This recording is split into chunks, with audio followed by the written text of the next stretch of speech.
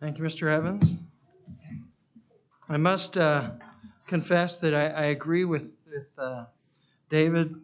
I definitely prefer seeing everyone here than to everyone being at home and listening in.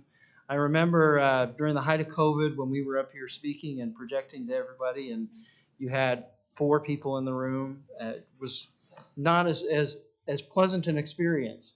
You know that everybody's listening, you know that everybody's out there, but the reflection that you get from people who are present is so much better, whether you're speaking or whether you're leading hymns. I do say that when the audience or when the room gets full, though, I do get more nervous when I speak. So there's a double-edged sword there. Um, so that said, let's continue on. Like I said, I appreciate everybody being here and welcome them, and welcome to those at home also. I appreciate you listening also. But let's start out with a cheer. It's an engineer's cheer. E to the x, dy dx. E to the x, dx. Cosine, secant, tangent, sine. 3.14159. Square root, cube root, BTU. Slipstick, slide rule, yay Purdue. Okay? A lot of us in the room are engineers. A lot of us who may be listening, a lot of people I've met in the church are one type of an engineer or another. But I thought about my engineering training as I came to explore the career that I'm in now. The knowledge that I gained and the areas that I learned things in. And everything that I do and have learned follows rules or laws. And these laws surround all of our actions, all of our reactions, and they are associated with any of the work. Whether I'm faced with fluids, power problems, or forces on objects, they all follow these laws. Take fluid power, for example. Fluid in an enclosed container will exert the same amount of force on all sides of that container. If you think about a water balloon, it has a basic shape. You put water in it, and it's going to have that shape. As you fill that balloon up farther and farther and farther, the shape doesn't change, just the size of that shape changes. So it's continually pressing on all sides the same. It just pushes out equally in all directions and makes it larger. Another example is electrical power. The main formula that we always used was one that was V equals IR. This states that voltage, represented by V, is equal to the current, or amperage I, times the resistance. So the voltage will always be the resistance of what the power flows through times how fast that power moves. So in practice, 20 amps across a 6 ohm piece of resistance of voltage will have a 120 volt drop every time in normal electrical system. Every time. This rule works the same way. And then there are forces that act upon us or act upon this world. One formula that I used all the time was F equals G times big M times little m over r squared. This talks about gravity. That's what the G represents. And gravity is what keeps us on the ground. But what keeps us on top of the ground? If gravity is continually pulling on us, why don't we just sink in? What keeps us there? So gravity keeps us on the ground, but the ground must be pushing up with us with an equal and opposite force. If not, we would just sink into it like we do into water or into quicksand.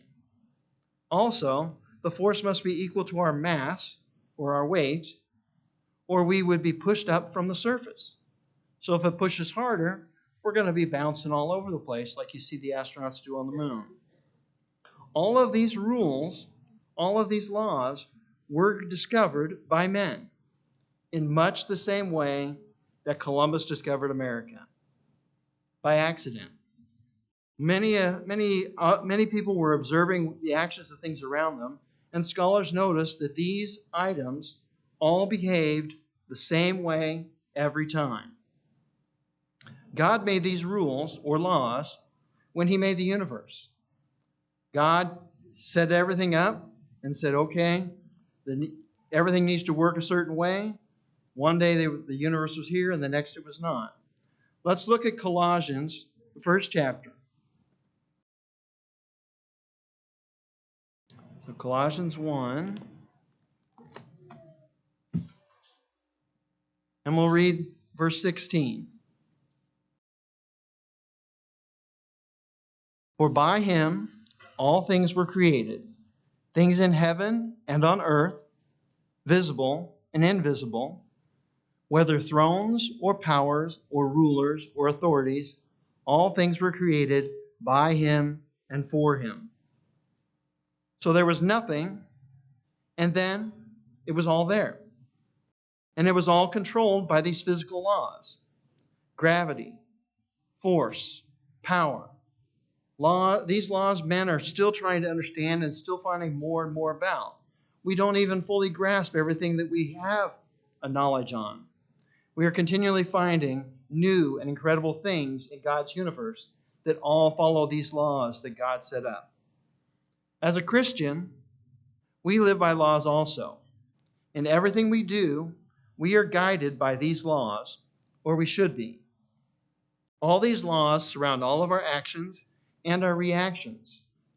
God made these laws too, and man discovered them. The actions and reactions of people in this world are directly related to these laws.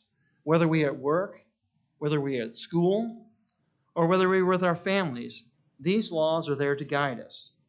In Exodus, God gives us a list of these laws for the governance of our lives.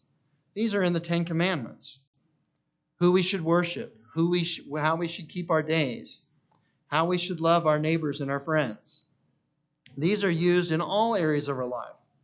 In our work relationships, we must be cautious in our actions at work. Our ethics show our understandings of the laws of God. I knew a coworker once who was fired because he had been taking toilet paper for his own use from work. So in other words, he was stealing. Trust is lost when we do these things, even in a seemingly small way. Unimportant improprieties can guide how we are trusted with our work and with our lives. If we cannot be trusted with this little thing, how can our employers deserve to trust us with important things? Our employers deserve to see us and our actions as honest and ethical in all areas. In our personal relationships, do we covet what our friends have? A car, a job, education, lifestyle. Our relationships can be destroyed if we have these jealousies. I have a friend from school. He has a similar degree field to myself. He had a good job, and as he continued his degree, and I could easily have been jealous of what he had. He was very successful. He was being successful in school. But I was simply happy, or happy for him, that he was successful also. Let me see. Maintaining our friendship through patience brought me this great joy. Did I want to succeed as he had? Of course I did. But I did not want to because I wanted to have what he had. I wanted to have the success and be better than I was when I started. I knew that God had a plan for me, and it wasn't to be this other person. It was to be who he wanted me to be. We must be joyful in what we have as well as other successes. But then we also have family relationships. As parents, we guide our children through their lives. As teenagers, in the journey through adulthood, naturally, they all want to grow up faster than they are. They tend to reject the guidance of their parents, and often these decisions, adult decisions they make, have far-reaching impact and lead to some really, really bad consequences, causing strife, anxiety, depression. We must, as teenagers, as adults, work together through self-control to bring that understanding and goodness throughout our lives. As parents, we need to be understanding of our teenagers because we know they are growing, they are becoming adults, and they need to make some of their decisions. But as teenagers, you need to make sure that you're paying attention to what you see and what you're learning from not just your parents, but other parents as well. You need to make sure you're not following the pack. You're not just going out there and making decisions just because I'm old enough to. But again, we must follow these laws. When we do these things and we act against the laws of nature, when we are not kind or good to each other, remember the equal and opposite reaction is going to happen. Following God's laws, the Ten Commandments, gives us the fruits of the Spirit. Even those who have not heard his law, yet still live exemplary life, have success. Because, like God's laws of science, his laws of humanity and humility work for everyone. Don't get me wrong. Without God's Spirit within us, we can never be truly, fully successful. Without the Spirit given to us, but at baptism, we will never achieve more than temporary worldly success. In Romans 2, Paul talks about how even people without the Spirit can follow these laws and have success in the world. Let's turn to Romans 2. Romans, the second chapter, and we'll begin in verse 13.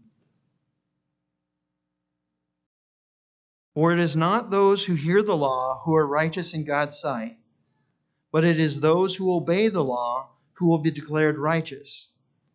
Indeed, when Gentiles who do not have the law do by nature the things required by the law, they are a law for themselves, even though they do not have the law, since they show that the requirements of the law are written in their hearts, their consciousness also bearing witness, and their thoughts now accusing, now even defending them.